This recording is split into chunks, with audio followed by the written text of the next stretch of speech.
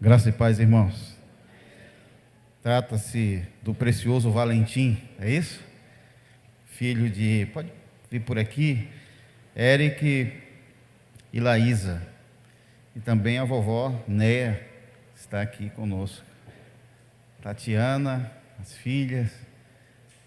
Isso é bom. Valentim está dormindo. Queridos, pode, a família que estiver aqui pode vir, o irmão que está aqui, Marcos, pode vir também. Nós vamos orar por toda a família. A gente sempre usa um texto que consta no Evangelho de Lucas, que diz assim: passados os dias da purificação deles, segundo a lei de Moisés, falando de Jesus, levaram-no a Jerusalém para o apresentarem ao Senhor, conforme estava escrito na lei do Senhor. Todo primogênito ao Senhor será consagrado. Apresentar Valentim ao Senhor, Eric e Laísa, quer dizer, Senhor, toma conta de Valentim, abençoa os seus caminhos, faz dele uma bênção na minha família e entre aqueles que são da minha família, mas ajuda-me a criá-lo nos teus caminhos. E criar uma criança nos caminhos do Senhor é caminhar junto com a criança. Ele aprenderá o que verá vocês vivendo. Vocês estão aqui, nós vamos orar, nós vamos pedir ao Senhor que abençoe a vida do Valentim. Mas queremos, sobretudo, que Deus abençoe a família de vocês e que vocês caminhem com Ele. A Bíblia diz: ensina a criança no caminho, não é o caminho. E a gente só ensina no caminho quando a gente caminha juntos. Que Deus lhes dê toda a sabedoria do mundo para que Valentim possa ser uma alegria, possa ser um diferencial e possa ser realmente um homem de Deus e alegre o coração de todos vocês. Amém? Eu vou tentar pegar Valentim, tá bom?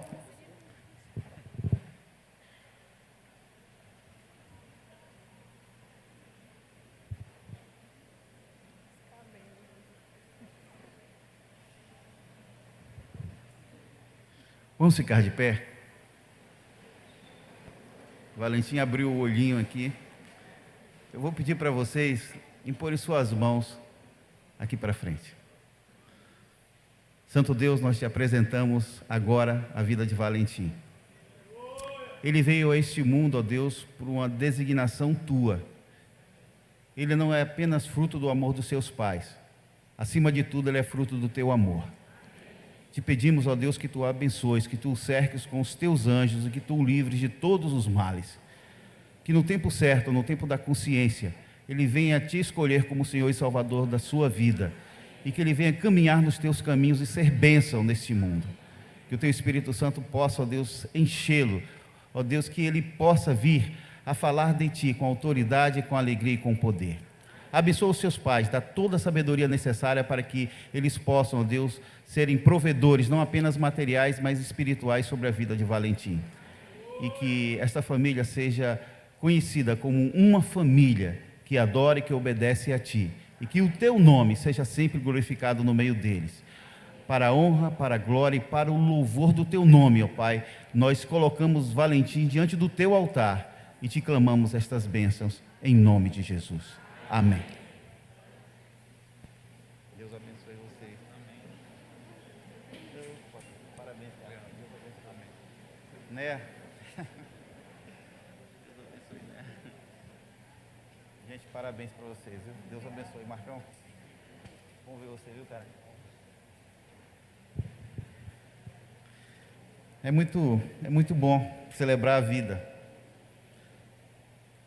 Eu fico muito triste quando eu faço o culto fúnebre, porque é uma despedida. Mas quando nós estamos celebrando a vida é algo que enche o nosso coração. O pastor Zica me pediu para dar um aviso que só ele pode dar com todos os detalhes que ele sabe. Eu vou pedir para que ele o faça neste momento.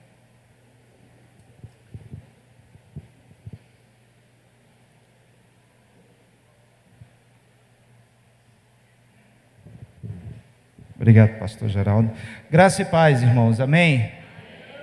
Que bom podermos estar aqui louvando ao Senhor com muita felicidade. Não é felicidade? Queridos, dizer isso para felicidade é muito fácil, né? Glória a Deus que teu nome é felicidade, não tristeza. Queridos, há 15 dias atrás nós anunciamos que no culto de adolescentes nós teríamos uma palestra para os pais em que o tema seria suicídio na adolescência. Todos os meses nós estamos procurando trazer um tema que envolva a família, não só para os adolescentes, mas uma vez no mês um encontro com os pais. E na última segunda-feira nós tivemos um encontro com o tema suicídio na adolescência, onde a palestra foi muito boa, foi uma excelente palestra com a nossa psicóloga Cristiane Vanessinha, né? E eu quero parabenizá-la pela palestra. Todos os pais que estiveram gostaram muito, e me preocupou uma coisa, me preocupou por um lado e me alegrou muito por outro. Nós tínhamos muitos pais que não são aqui da igreja, isso foi maravilhoso, e alguns que são da igreja, mas me preocupou a ausência dos pais de adolescentes da nossa igreja, né? Então, queridos, participem deste momento. Tivemos muitos casais da igreja, mas ainda assim sentimos a ausência de muitos de vocês. Para o mês de maio, nós já temos um tema que vai ser os perigos das redes sociais na família e na adolescência. Então não percam, no mês de maio nós estaremos anunciando. Um outro aviso é que de amanhã a 8, pós Semana Santa, pós o domingo da Semana Santa, nós teremos o musical Foi por Mim, que vai ser dirigido e apresentado pelos nossos jovens e adolescentes. Vai ser numa segunda-feira e toda a igreja está convidada a estar conosco neste musical Foi por Mim. Não percam, será uma bênção para as nossas vidas. A irmã Angélica de Tixa, Angélica está aí? Está ali. Angélica agradece a toda a igreja pelo apoio no casamento de Givaldo e Amanda, que estão ali, né? Fica aí de pé, Givaldo e Amanda. Amanda é filha de Angélica. Ok, eles se casaram no dia 6, podem sentar. 6 agora deste mês, quem fez o casamento foi o pastor Zica. E eu fiquei observando, Angélica, que eles chegaram aqui de mãos dadas. Que daqui a 30 anos eles continuem chegando aqui de mãos dadas. Que Deus abençoe, aproveitem bastante esse período da vida de vocês. A Angélica agradece assim, especialmente a diretoria do Colégio Batista, através da irmã Graça, o ministério do qual ela faz parte, que é o Ministério de Déboras, e aos funcionários da igreja, especialmente na pessoa de Neiva, que essas pessoas ajudaram bastante na cerimônia. Nós vamos agora louvar o Senhor junto com a nossa querida irmã Márcia Zucoloto.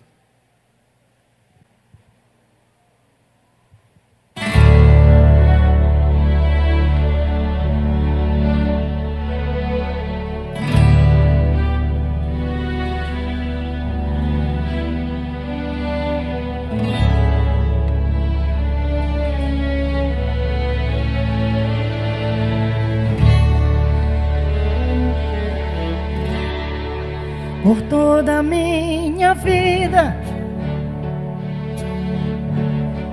ó Senhor, te louvarei, pois meu fôlego é a tua vida e nunca me cansarei. Posso ouvir a tua voz, mais doce do que o mel, que me tira desta cova e me leva a até o céu. Já vi fogo e terremoto, vento forte que passou. Já vivi tantos perigos, mas tua voz me acalmou.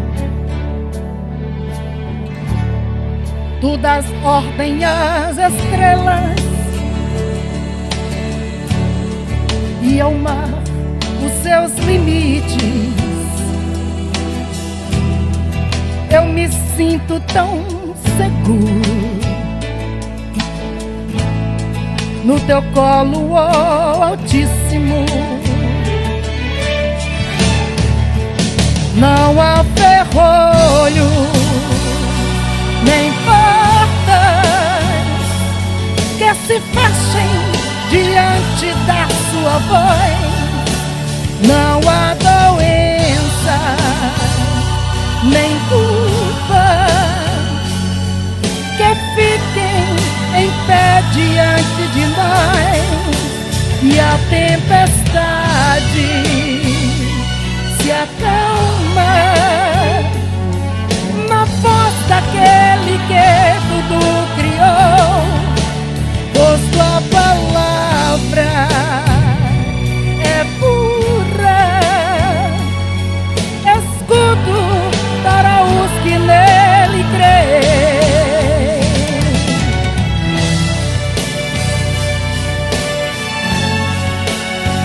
Aleluia.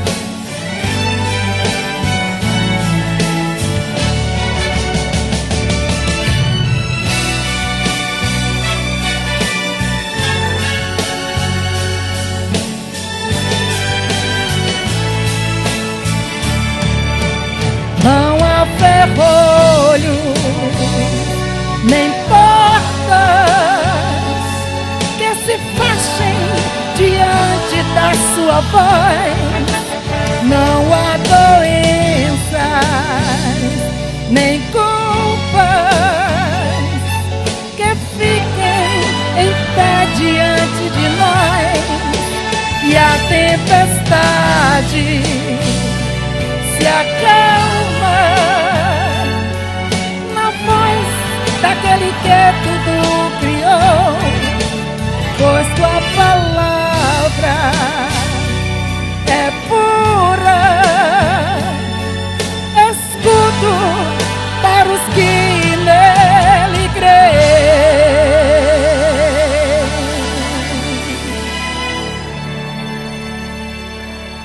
Amém. Glória a Deus. Aleluia, né?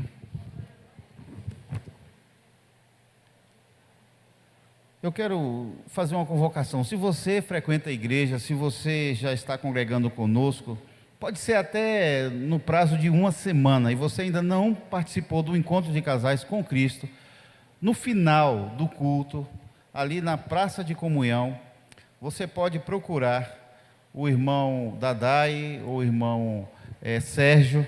Fica aí de pé, Sérgio. Você vai falar: eu quero fazer o próximo encontro de casais com Cristo, que será no último final de semana desse mês. Não fique de fora, vai ser uma bênção. Então, a gente precisa fazer com que todos os casais que frequentam a nossa igreja participem do encontro.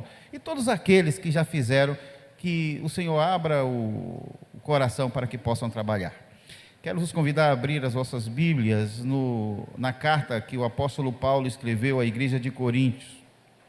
1 Coríntios, primeira carta, capítulo 5. Vamos ler 2 versos.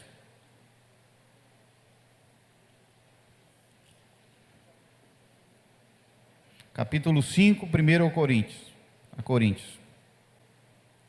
Quem achou diz amém. Assim está escrito, 1 Coríntios 5, versículo 7 e versículo 8. Lançai fora o velho fermento, para que sejais nova massa, como sois, de fato, sem fermento. Pois também Cristo, nosso Cordeiro Pascal, foi imolado. Por isso celebremos a festa não com o velho fermento, nem com o fermento da maldade e da malícia, e sim com o asmos da sinceridade e da verdade. Pai Santo, nesse momento em que a Tua palavra é aberta, diante de tudo que já vimos, já ouvimos, já experimentamos, nós te pedimos que, de alguma forma, Tu fales ao nosso coração. Que o Teu Espírito Santo tenha completa liberdade para falar conosco. E que, apesar das minhas limitações e das minhas dificuldades, Tu possas, mais uma vez, me usar como instrumento Teu para a glória do Teu nome. É o que, em nome de Jesus, te pedimos humildemente e te agradecemos. Amém. Existe uma frase que é atribuída a Lutero, que diz assim: quando eu olho para dentro de mim, eu não sei como eu poderia ser salvo. Mas quando eu olho para o amor de Deus por mim, eu não sei como eu não poderia ser salvo. Porque a nossa salvação, ela não depende dos nossos méritos.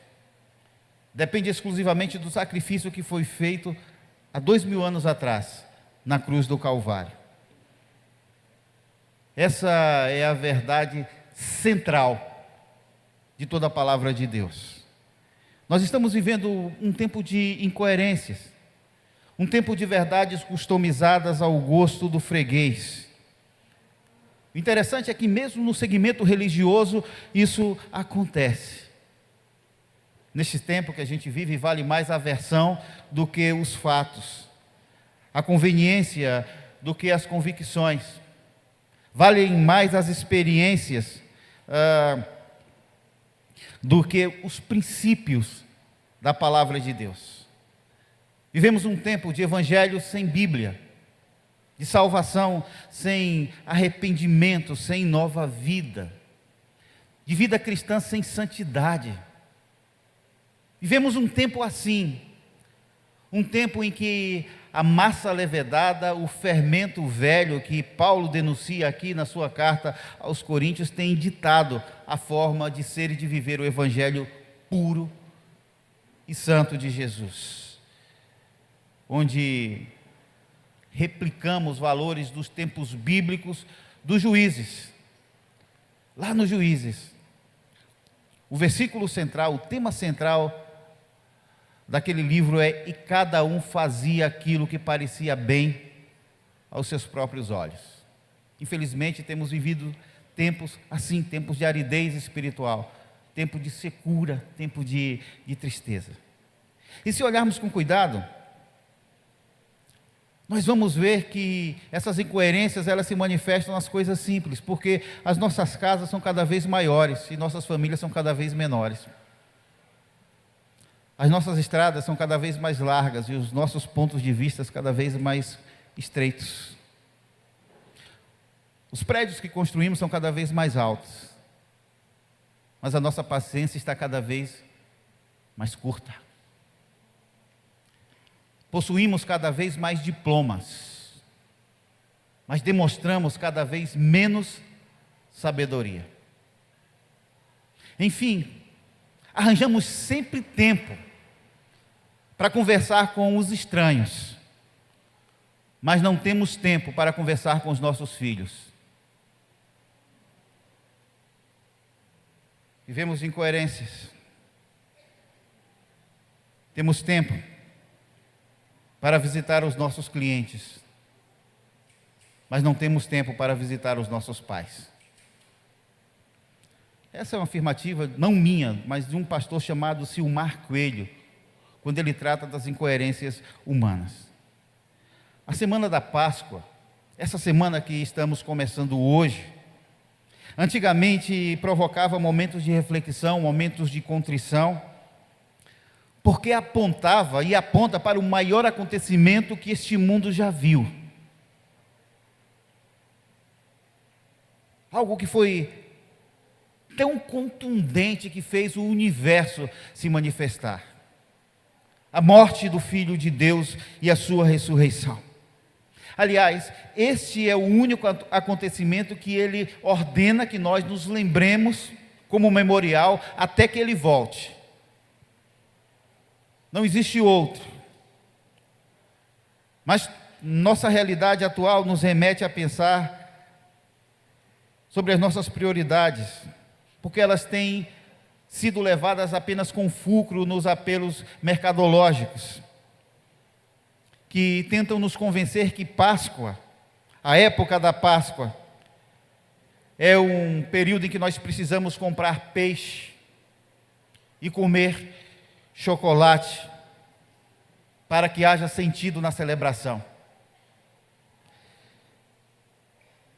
Entretanto,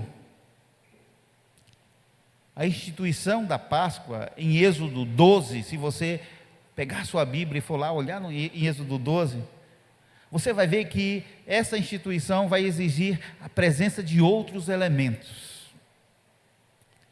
Eu sou do tempo em que essa semana era uma semana de reflexão.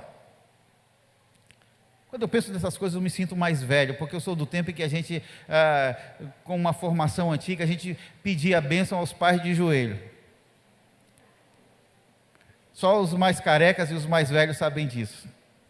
Tempo que a gente visitava os nossos padrinhos, aqueles que têm formação católica de início, porque era um tempo de contrição, um tempo de reflexão, e a gente vai perdendo tudo isso. Em nome de uma verdade, às vezes nós nos dobramos às mentiras do mercado. E parece que esse tempo que vivemos é o tempo do chocolate, sim. Lá em Êxodo 12, diferentemente, o Senhor ordena que se faça assim, como está escrito, do versículo 3 ao versículo 8, ele diz assim: falai a toda a congregação de Israel, dizendo: aos 10 deste mês, tome cada um para si um cordeiro, segundo a casa dos pais, um cordeiro para cada família. Mas se a família for pequena para um cordeiro, então tome um só com seu vizinho perto da sua casa, conforme o número das almas, cada um conforme ao seu comer, fareis a conta conforme ao cordeiro. O cordeiro ou cabrito será sem mácula, ou um macho de 1 ano, o qual tomareis das ovelhas ou das cabras, e os guardareis até o 14º dia deste mês, e todo ajuntamento da congregação de Israel o sacrificará à tarde. E tomarão o sangue, e poloão em ambas as ombreiras, e na verga da porta, nas casas em que o comerem. E naquela noite comerão a carne assada no fogo, com pães asmos, com ervas amargosas a comerão. Foi assim que foi instituída a Páscoa dos judeus. Havia um propósito, havia um significado. Portanto, os elementos originais da Páscoa eram cordeiro, pães ázimos e ervas amargas. Pasmem, não havia chocolate, porque não havia cacau.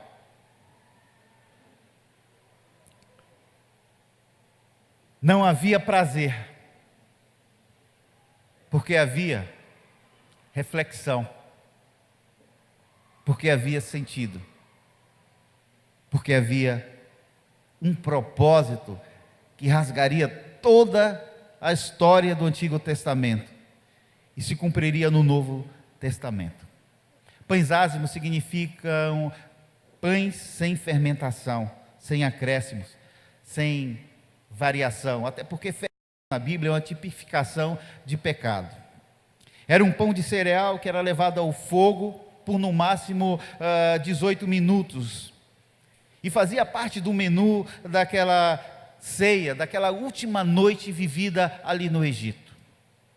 E eles deviam participar daquela celebração com os lombos cingidos, com as sandálias nos pés, com o cajado nas mãos. Era um ato profético. Aquele ato, comido daquela forma, indicava profeticamente que naquela noite a libertação prometida aconteceria. Outro elemento eram as ervas amargas. Elas serviam como memorial dos dias amargos vividos ali no Egito, sob a escravidão de Faraó.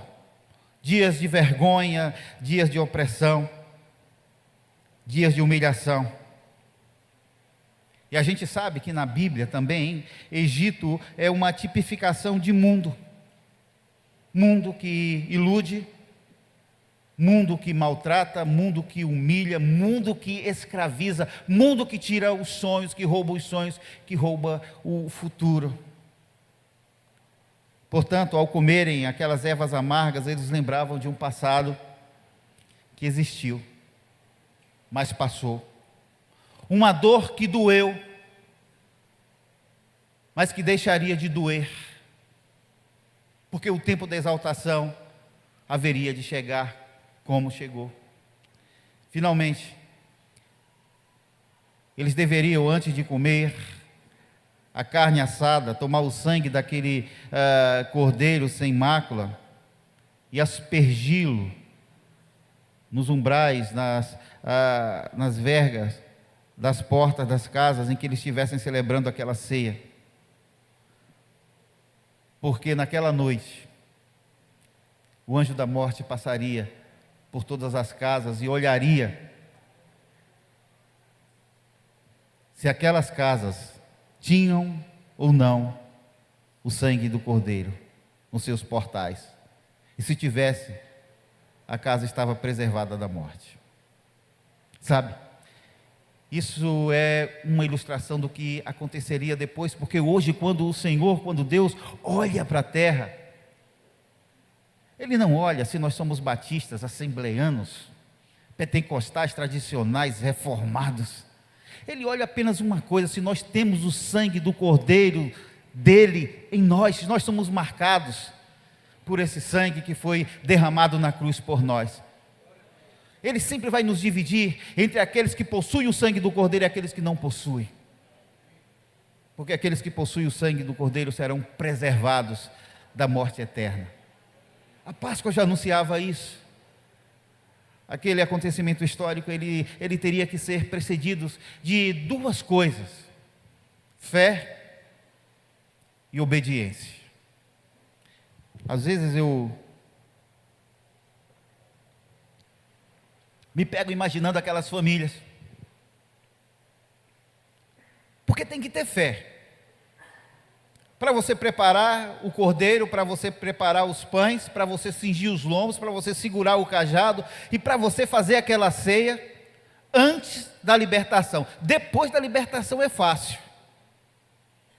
Depois de receber o livramento para sair do Egito e caminhar para a terra prometida é fácil. Mas antes, e foi assim que eles fizeram, antes de receber a bênção, eles tiveram que ter um passo de fé. Dias atrás eu li uma definição de fé que eu jamais esqueci. Dizem assim, que fé é quando você coloca o pé para Deus colocar o chão. Às vezes você não vê o chão, você não sente o chão. E não sentirá e não verá se não tiver coragem de dar um passo de fé, e eles fizeram aquilo. Fé e obediência, dois princípios que evitariam a morte dos primogênitos hebreus e abririam a porta da liberdade para aquela nação formada na escravidão egípcia. Por isso é que Páscoa, ela significa passagem, ela significa no hebraico pessar. Passagem da escravidão para a liberdade, passagem da morte para a vida, passagem de uma vida antiga para uma vida nova. E o mais interessante é que aquele ato profético deveria se transformar em ato memorial por todas as gerações. Sempre eles deveriam fazer aquilo.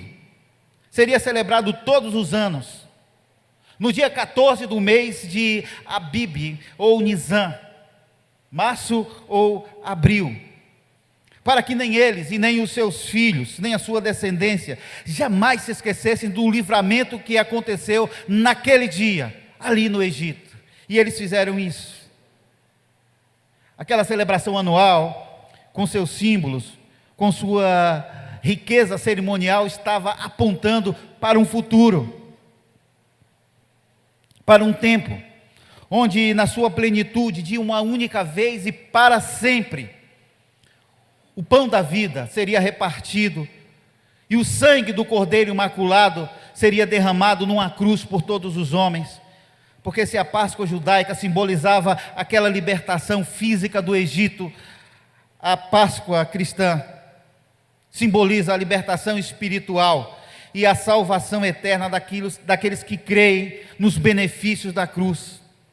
Uma cruz que está ensanguentada e vazia, porque Ele vive, Ele ressuscitou. Uma cruz ensanguentada e vazia no centro da história humana, que grita que Ele venceu a morte, que a morte não conseguiu detê-lo, porque Ele vive e intercede por todos aqueles que têm a marca do seu sangue. Sim, a verdade escatológica estampada nessa história tornou-se o cerne da fé cristã, porque a cruz de Cristo ela já estava na mente de Deus antes da fundação do mundo. É o que diz Efésios 1:4. A cruz de Cristo foi uma declaração de um amor extremo, de um amor em caps lock, de um amor imenso, um amor completo, um amor que já existia antes de nós, nos possibilitando a existência, e que continua existindo todos os dias, apesar de nós, nos possibilitando a vida, porque Ele conhece a nossa estrutura, e Ele não deixa de nos amar, mesmo sabendo quem nós somos, mesmo sabendo aquilo que ninguém sabe sobre nós. Portanto, engana-se quem pensa que o caminho da cruz começou na prisão e no julgamento injustos de Jesus pelo Sinédrio romano. Jesus veio a esse mundo consciente de que daria a sua vida em resgate de muitos. Nada o pegou de surpresa. A redenção da humanidade demandava um ato justo, e nenhum homem poderia fazer isso por si mesmo. Por isso que Deus enviou o seu Filho. Jesus veio a esse mundo sabendo disso. Por isso Ele pagou o preço da nossa salvação. Ah, meus irmãos, glória a Deus, porque a cruz, símbolo de vergonha, imposto pelos romanos, símbolo de humilhação, foi vencido quando ousou prender o autor da vida. Glória a Deus, porque se ele foi levantado dos portões do lado de fora da cidade, aquilo simbolizava que ele não morreria, não estava morrendo apenas pelos judeus, mas por todos os homens, pelos gregos, pelos romanos, pelos gentios, pelos baianos, por mim e por você. Glória a Deus, porque o sangue que Ele derramou naquela cruz, naquele propiciatório, foi resultado de um sacrifício realizado uma única vez e para todo sempre. É o que nos diz Hebreus 10:12, um sacrifício irrevogável, que já existia na mente de Deus antes de tudo, antes da existência do universo. Um universo que se foi criado livre, é porque Deus já tinha feito provisão, através da cruz, para a possibilidade da escolha errada dos seres livres que Ele criou. Glória a Deus, pela intensidade desse amor, que fez o Senhor da vida entregar o seu Filho por nós. E quando Ele exclamou na cruz, tetelestai, Ele disse, está cumprido, está consumado. O plano chegou ao fim. Tetelestai significa está consumado, está pago, está fechada a conta, é suficiente. Foi o que Ele fez, o que Ele disse na cruz antes de morrer. Por isso ninguém que ousa dizer com autoridade que está salvo, não pode dizer baseado nos seus méritos, mas só pode dizer baseado no sacrifício que Ele fez naquela cruz do Calvário. Ah, queridos, quando isso aconteceu, quando Ele disse tetelestai, e a gente vai lembrar muito disso nessa semana, o universo se dobrou, os fenômenos aconteceram, a natureza se manifestou, o mundo espiritual se expressou, o véu do tempo foi rasgado inexplicavelmente, sobrenaturalmente, maravilhosamente, de alto a baixo. significando que quem o rasgava não era o homem, porque o homem poderia rasgá-lo de baixo a cima, mas foi de alto a baixo. Era Deus rasgando o véu e dizendo: não tem mais separação, não é mais um sumo sacerdote que entra na minha presença, mas todo aquele que tem a marca do sangue do meu filho pode entrar na minha presença, pode me adorar, pode se dobrar a mim. Foi isso que aconteceu com a morte de Jesus. Ele morreu, mas ele ressuscitou.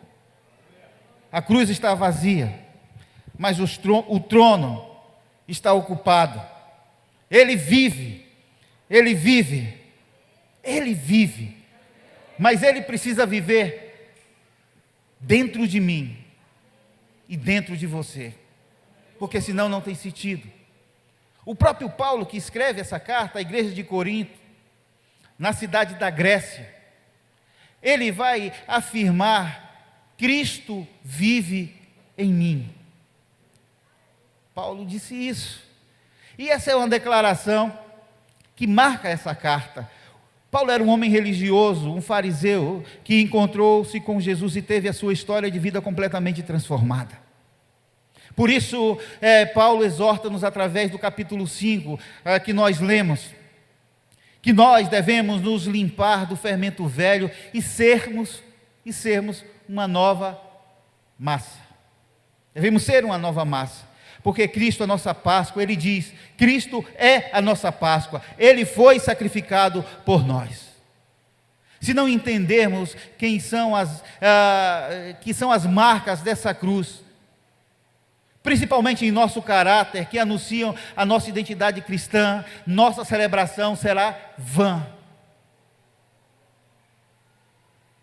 Sabe, quando eu ouço alguém dizer que o melhor de Deus ainda está por vir, é um jargão dos poetas da música gospel que invade as teologias, principalmente as neopentecostais e pentecostais. Eles gritam, bradam: o melhor de Deus está por vir. Eu percebo que falta-lhes a consciência de que o melhor de Deus já nos foi dado numa cruz há mais de 2000 anos atrás. Quando Jesus, suspenso nessa cruz, entre o céu e a terra, bradou e se entregou por nós.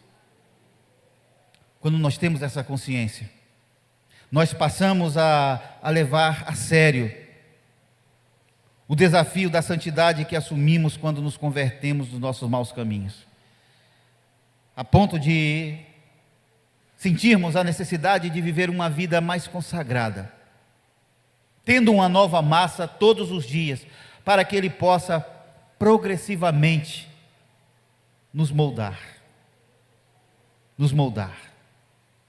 segundo a sua vontade. Primeira coisa que eu quero pontuar, e são só 3 coisas: o Cordeiro de Deus, o Cordeiro Pascal, Ele nos trouxe a cura. Isaías, capítulo 53, versículo 5, ele diz assim: Ele foi ferido por causa das nossas transgressões, moído por causa das nossas iniquidades. O castigo que nos trouxe a paz estava sobre ele, e pelas suas pisaduras fomos sarados. 700 anos antes disso acontecer, Isaías escreveu. Talvez eu esteja falando para você que, apesar de cognitivamente entender a mensagem da cruz, ainda não tomou posse dos seus benefícios, e por isso vive uma vida de escravidão no Egito existencial. Uma vida sem o sabor da libertação das dores da alma. Se você vive assim, em nome de Jesus, entenda de uma vez por todas que Ele levou sobre si as nossas dores, mesmo aquelas que sentimos na solidão dos nossos pensamentos noturnos, quando ninguém sabe, quando ninguém vê. Ele levou essas dores, mesmo aquelas que são resultado dos nossos medos existenciais. Ele levou sobre si essas dores.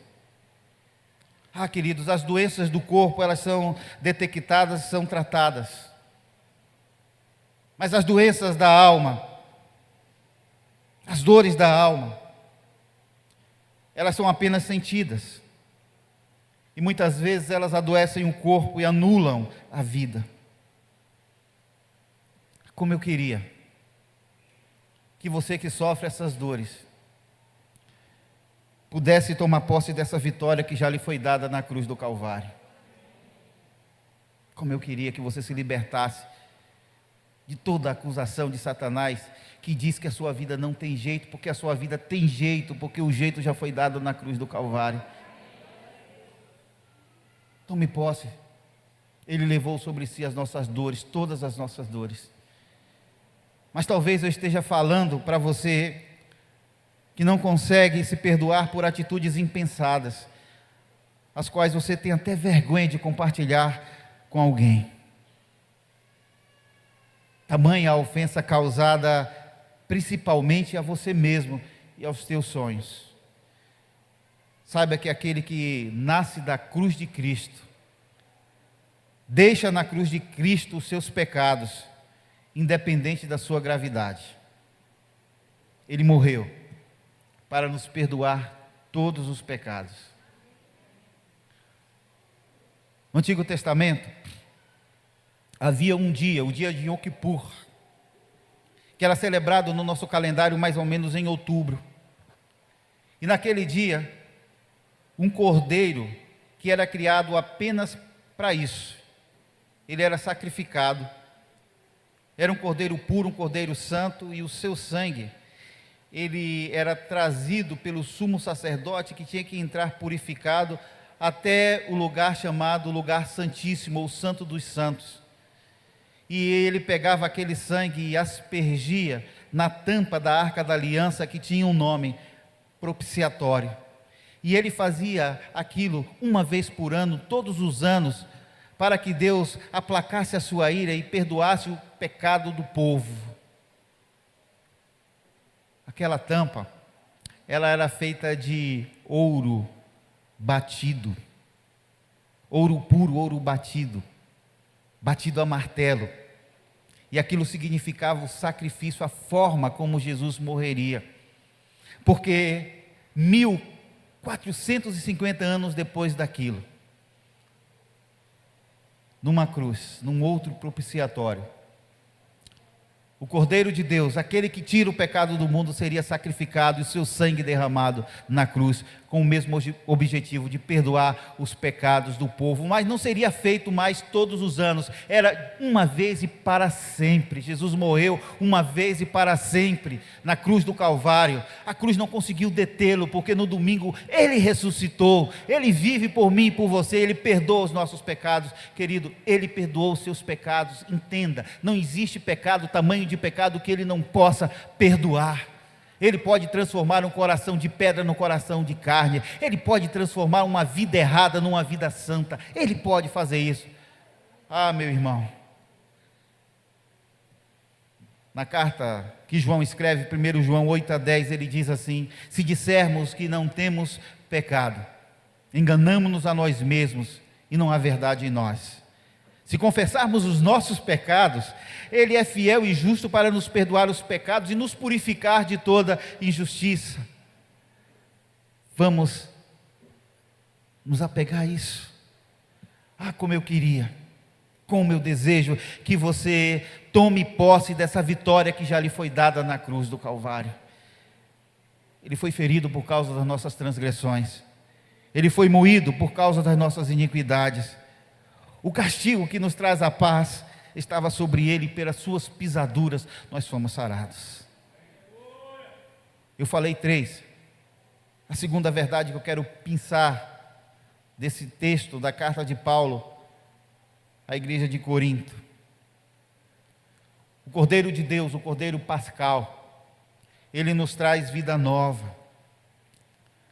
Meu irmão, como cristãos do século 21, nós somos desafiados todos os dias a vivermos a ética do Evangelho de Jesus, que foi pregada no Sermão do Monte, Mateus 5-7. Nós não vivemos mais da lei mosaica, nós somos salvos pela graça de Deus através do sacrifício da cruz. Ele nos libertou dos nossos pecados para vivermos em novidade de vida, e só conseguiremos isso tendo comunhão diária com Ele, e para isso temos que manter a nossa carne crucificada. Compreende isso? Só podemos dizer que não mais vivo eu, mas Ele vive em mim, se mantivermos a nossa carne crucificada, os nossos desejos crucificados. Precisamos entender que primeiramente nossas batalhas, todas as nossas guerras são travadas dentro de nós. Começam dentro de nós, nos nossos pensamentos, na nossa mente. E apenas pela renovação da nossa mente é que o nosso caráter e o nosso comportamento são transformados. Assim, é que seguidamente a Escritura, ela nos exorta a uma disciplina mental. Filipenses 4:8 nos diz assim: tudo o que é verdadeiro, tudo o que é honesto, tudo o que é justo, tudo que é amável, tudo que é de boa fama, tudo que é puro, se há alguma virtude, se há algum louvor, nisso pensai.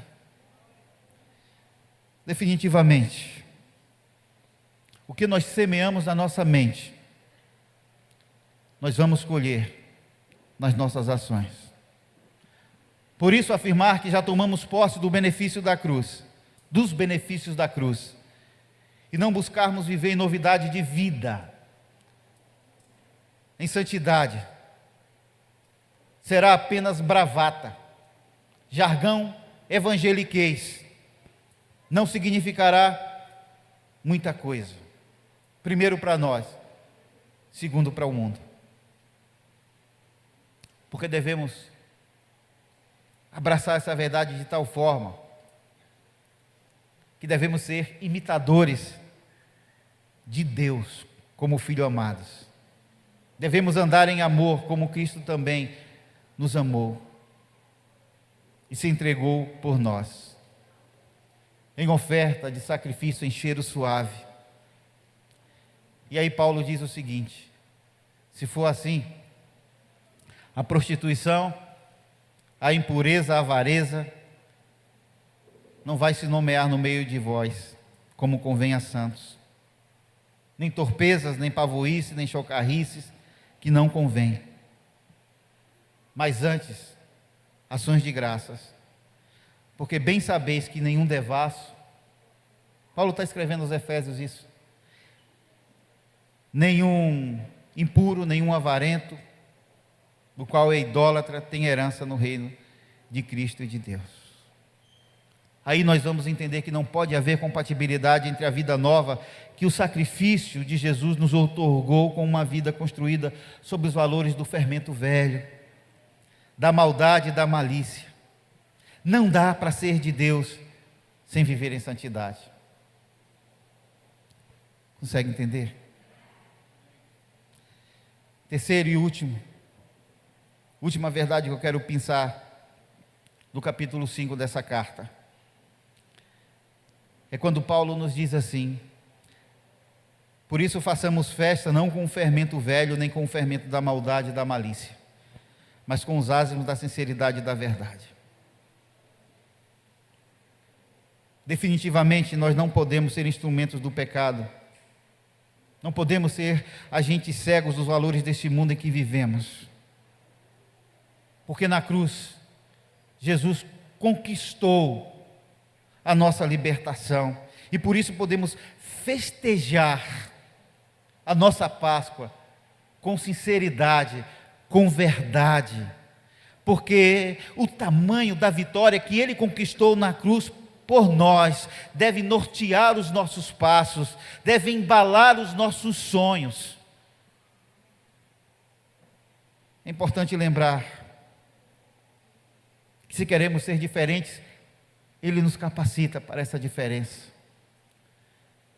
Irmão, a santidade que nós queremos ter, que nós devemos ter, não é fruto do nosso esforço, mas é fruto da ação do Espírito dele em nós, quando nós abrimos o espaço, quando nós nos esvaziamos de nós mesmos e permitimos que ele haja através da nossa vida. Nós não fazemos a transformação, nós sofremos. Não sei se você sabe, mas as 4 vezes que a palavra metamorfose no grego aparece no Novo Testamento, não quer dizer que nós podemos processar essa mudança, mas que nós devemos sofrer essa mudança.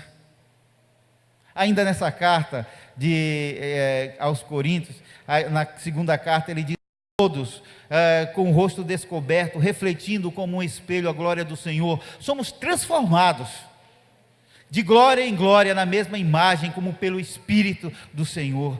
Que o Senhor nos transforme, que o Senhor faça com que nos apossemos dos benefícios da cruz do Calvário, que o Senhor faça com que sejamos pessoas cada vez mais felizes, mais encontradas com o seu Filho, que não tenhamos qualquer crise de identidade, e que possamos falar através da nossa vida para o mundo: Cristo vive em mim. Precisamos ser assim. Quando nos submetemos ao controle do Espírito Santo, vamos experimentar a transformação verdadeira. Concluindo, hoje nós iniciamos aquilo que chamamos de Semana Santa. Muitos anos atrás, alguém, tentando resumir a Semana Santa, escreveu assim: Semana Santa, chocolates, peixes e procissões, demonstrando o nosso cristianismo hipócrita. Nossa gente padecendo cheia de fé, e nossas crenças revelando o sentido maior dos nossos valores, dos nossos amores. Semana Santa é a alegria de quem sabe que a cruz está vazia e que o Cristo está presente, hoje, agora e eternamente, e que santo não é a semana do Deus, mas o Deus da semana. Consegue entender? Nessa semana que iniciamos, Jesus é a nossa Páscoa, porque foi Ele que foi sacrificado por nós. Tudo que será lembrado nessa semana tem a ver contigo, tem a ver comigo. Ele sofreu por nós, Ele morreu por nós, Ele ressuscitou por nós, e Ele voltará para nos buscar. Ele nos conhece, Ele sabe da nossa sinceridade, apesar das nossas fraquezas. Ele conhece os nossos sonhos, Ele conhece os teus sonhos, apesar de também conhecer o teu desânimo. Ele conhece a nossa tristeza, Ele conhece a tua tristeza, apesar do teu sorriso disfarçado. Aleluia, porque Ele não desistiu de nenhum de nós. Ele não desistiu de você. Meu irmão, se nós não ouvirmos a Jesus, se não tivermos a capacidade de olharmos para aquela cruz vazia e nos identificarmos com ela, não há mais esperança para a nossa vida, porque só Ele é capaz de acender o nosso coração. Um dia, já ressurreto, escrevendo à igreja de Laodiceia, na sua última carta ditada a João, ele disse assim: eis que estou à porta e bato. Ele queria entrar, Ele quer entrar, para cear com aqueles que abrem a porta. Essa porta é a porta do coração, do nosso coração. O convite que Ele nos faz é simplesmente maravilhoso. É um convite que vai da intimidade da mesa, do cear, e vai resultar na publicidade do trono no reinar, quando Ele vier nos buscar. Porque só se sentará com Ele no trono quem gozou da intimidade da mesa. Coma chocolates, coma peixes, não há nenhum erro nisso. Mas não se esqueça que Ele é a nossa Páscoa. Que Páscoa só tem sentido por causa do sacrifício dEle. Que a sua vida só tem sentido nele. Amém. Vamos orar. Curve sua cabeça. E assim como aquela Páscoa era celebrada na família, por família, que você possa celebrar também uma Páscoa, uma passagem, um momento maravilhoso de reflexão na sua casa, na sua família, com seus filhos, com as pessoas mais importantes desse mundo, que são aqueles que moram debaixo do seu teto. E você possa dizer: Jesus morreu por nós. E essa reunião que fazemos tem sentido porque Ele vive em nós.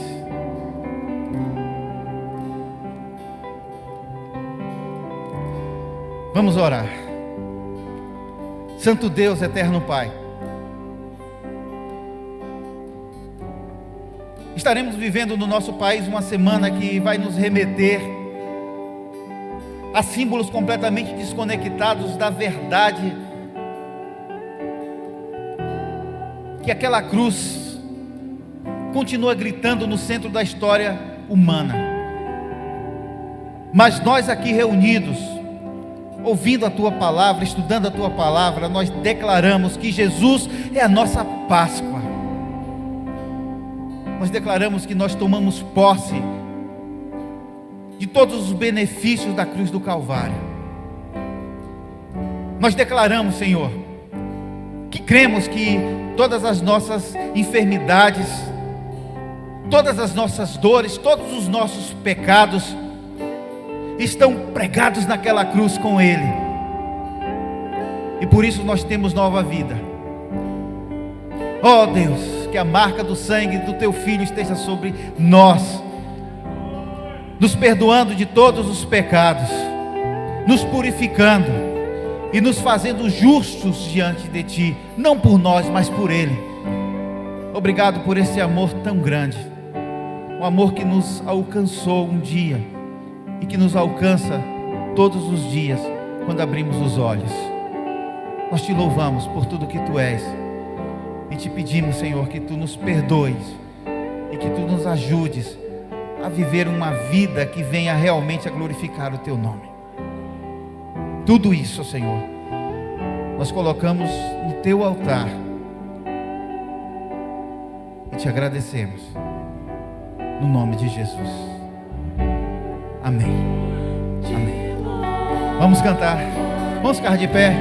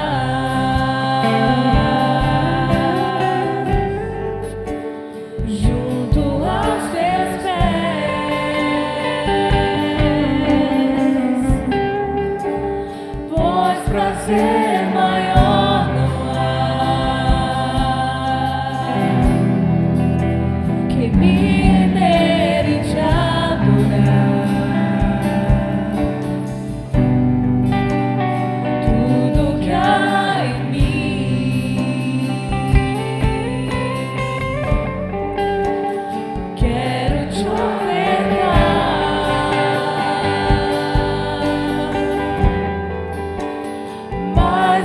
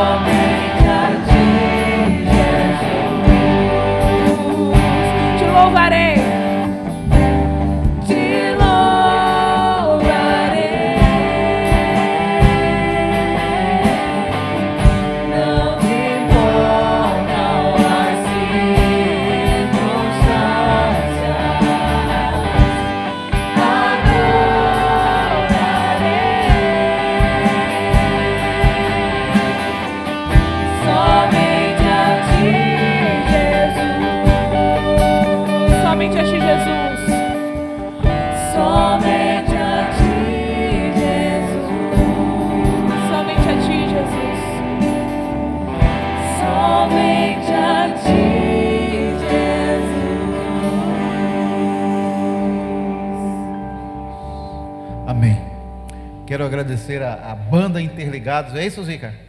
A banda Interligados, sob o comando de Jader, né? Jader tem sido uma bênção para a gente nesses dias. Ele tem liderado o louvor da nossa igreja com bastante simplicidade. Deus tem usado poderosamente Jader. Já tive a oportunidade de agradecer a Jader na última quarta-feira. Quero agradecer ao nosso teólogo Erlon Ambrósio, né? Pela disponibilidade de dirigir este culto. Após esse momento nós teremos a nossa praça de comunhão. Vamos dar as mãos? Vamos encerrar assim?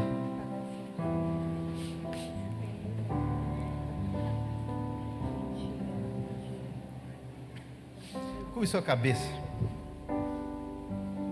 e receba a bênção. O Senhor te abençoe e te guarde. O Senhor faça resplandecer o rosto sobre ti e tenha misericórdia de ti. O Senhor sobre ti levante o rosto e te dê a paz. Abrace pelo menos 3 pessoas. Deus os abençoe. Boa semana.